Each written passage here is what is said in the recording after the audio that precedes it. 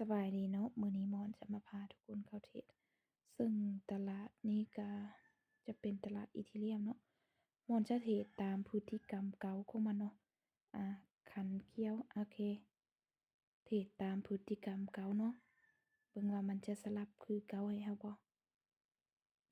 คือสังเกตเนาะมอนเบิ่งอดีตที่ผ่านมามันขึ้นเขียวแล้วมันก็สลับแดงเนาะ ถ้าไปวิเคราะห์แห่งสื่อก็แห่งสื่อหลายอยู่เนาะแต่มันจะติดตามพฤติกรรมเก่ามาเบิ่งกันว่าเอาเด้อนี่จะไปตามพฤติกรรมเก่าบ่ลงได้บ่โอเค1อ่าสวยเนาะอืมออเดอร์นี้มันก็จะไปเก่าจำ85เนาะในตลาดเนาะบางครั้งก็เราอาจเทรดตามพฤติกรรมเก่าโอ้คือในโซนที่ผ่านมาเนี่ยอันตรายตลาดแบบนี้อะไปตามเก่าคือเก่าเนาะทุกคนเนาะ อ๋อมันจะไปสลับให้เฮาคือเก่าบ่ถ้าวิเคราะห์แห่งซื้อเนาะแห่งซื้อมาหลายแต่หม้อนต้องขอตามไปอาการเก่ามันเนาะลงต่อได้บ่ออเดอร์นี้โอ้จึ้งเลยถ้าวิเคราะห์ตาม MACD นี่แม่นแฮ่งซื้อหลายอย่าลืมเนาะทุกครั้งบางครั้งที่เฮาเทรดเฮาต้องเบิ่งพฤติกรรมตลาดไปพร้อมเนาะโอเคอา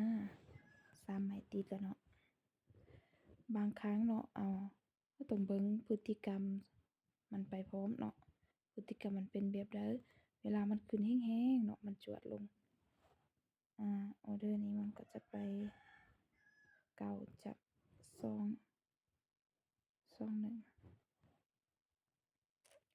อยากจะเป็นตลาดคู่ทุกคนแต่ตามค่ายไปก่อนออเดอร์นี้รู้สึกว่าแฮ่งค่ายมีหลายกว่าแฮ่งซื้อเนาะอา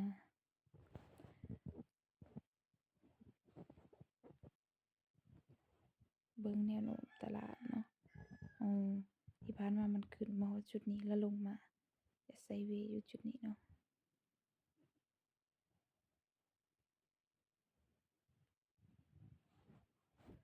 โอเคน่าจะ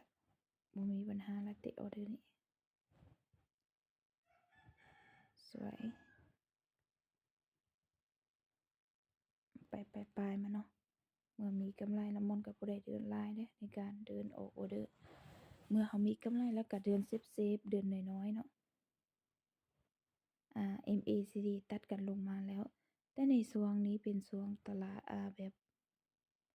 เล่นอยู่ในกรอบเนาะออเดอร์นี้มอนจะตามซื้อก่อนคิดว่าตลาดจะขึ้นต่อเนาะเป็นหยังมอนจึงซื้อเดี๋ยวจะตีกรอบให้เบิ่ง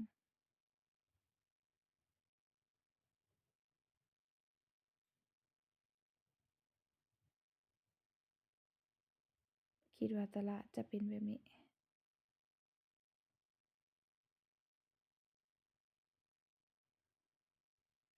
อ้าวบ่ขึ้นซ้ำเนาะวิเคราะห์ผิดพลาดไปโดนบ่เป็นหยังเนาะอะคิดว่ามันแบบจะเป็นขาขึ้นเสลี่ยงหั้นนะลงมาต่ำแล้วก็ขึ้นไปหั้นนะ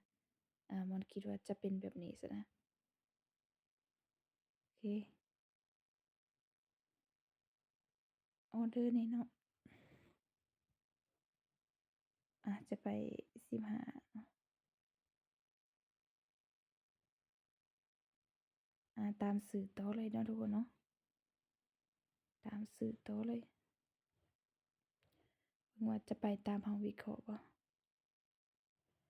มันจะเป็นขาขึ้นเนาะแต่ว่าขาขึ้นจะเสลี่ยงแบบนี้ลงมาตามแนวรับแล้วก็ขึ้นไปต่อ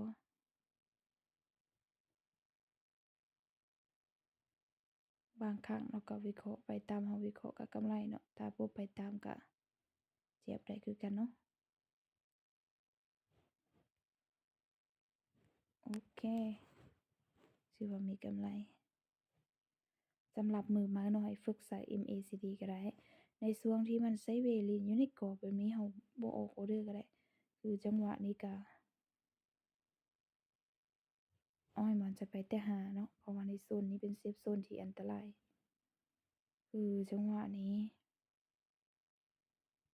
อยากที่จะวิเคราะห์เนาะตามสื่อต่อก่อนอยากในจังหวะแบบนี้มันบ่ฮู้วิเคราะห์เลยเนาะไปออเดอร์หน่อยๆตามสื่อต่อเบิ่งว่ามันจะไปแบบใดขึ้นต่อได้บ่มันเป็นตลาดที่ว่าเล่นอยู่ในกรอบเนาะขึ้นมาต่ำแล้วก็ลงลงมาต่ำแล้วก็ขึ้นแต่เบิ่งแนวโน้มมันก็จะเป็นขาขึ้นเนาะทุกคนเนาะแนวโน้มมันก็จะเป็นขาขึ้นขึ้นๆมาแบบนี้อาโอเค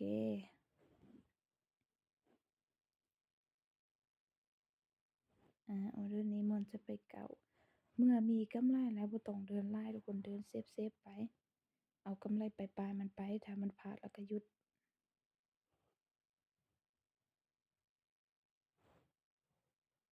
ตลาดเด้อจะเป็นแนวโน้มขาขึ้นเด้อแต่ว่าจะเล่นอยู่ในกรอบตามต่อก่อนเนาะขาขึ้นเสลียงแบบนี้นี่ลงมาต่ำแล้วก็ขึ้นลงมาต่ำแล้วก็ขึ้นถึกช่วงที่ว่ามันบ่สลับเนาะเฮาวิเคราะห์ถูกมันก็มีกำไรเนาะถ้า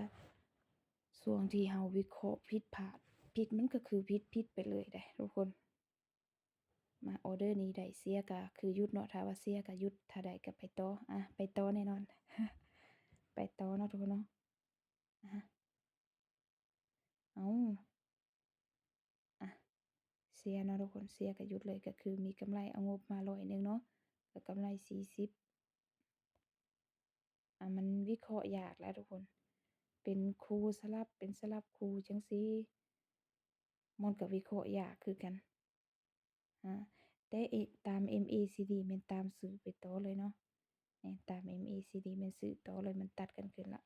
แล้วตลาดก็เป็นแนวโน้มขาขึ้นเนาะนี่แนวโน้มขาขึ้นถ้าว่ามันบ่ติดสลับอานั่น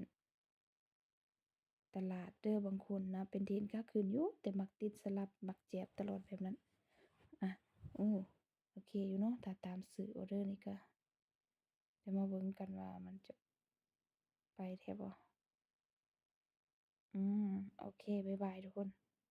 สำหรับการใส่ MACD เนาะถ้าว่ามันตัดกันขึ้นเคี่ยวขึ้นก็ตามไปโลดแต่ก็อย่าลืมเบิ่งพฤติกรรมตลาดเบิ่งแนวโน้มตลาดที่โอกาสที่มันจะไปต่อเนาะคือจั่งซี้มันเป็นแนวโน้มขาขึ้นเนาะนี่ขาขึ้นแบบนี้ขึ้นจังนี้ขึ้นแล้วก็ลงมาต่ำแล้วก็ขึ้นอืมสังเกตเบิ่งแนวโน้มตลาดพร้อมเบิ่งช่วงแฮ่งซื้อแฮ่งขายปัจจุบันนี้แฮ่งซื้อนี่มาแฮ่งเต็มเลยเนาะบ๊ายบายทุกคนเบิ่งออเดอร์การเทรดเนาะก็ได้อยู่เนาะทุกคนเนาะ